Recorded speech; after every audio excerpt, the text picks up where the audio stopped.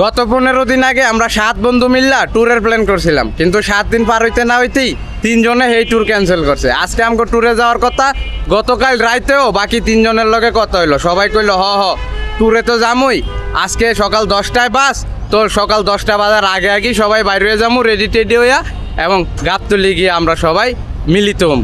তো আমি সকাল 9:30টার থেকে এখন সকাল 10:30 বাজে 1 ঘন্টা ধরে গাবতলী আয়া খার হয়ে রয়েছি, আর সবাইরে কল দিতে আছি কিরে তোরা কই, কিন্তু কেউই কোনো কল টল ধরতেছে না। একটু আগে একজনে কল ব্যাক কইরা কইলো কি ওর গার্লফ্রেন্ডে নাকি ওরে পারমিশন দেয় নাই আমগুলো লোকে ট্যুরে যাওয়ার, এলে এখন ট্যুরে যাইবো না। আর আরেকজনে একটু আগে কল ব্যাক কইরা কইলো ওর কোন ফুফাতো ভাইয়ের দাদার চাচার ঘরের নাতি বিলে অসুস্থ, ওরে দেখতে হসপিটাল যাইতে হইব, ওর ট্যুরে যেতে পারবো না। আর আরেকজন আলার বুতালায় তো কল ধরেই না, মনে নেশা কইরা হইয়া রয়েছে। এই হলো আমগো গ্রুপের অবস্থা। ট্যুরের দিন আইলেই হ্যাঁ যাবতীয় সমস্যা শুরু হয়।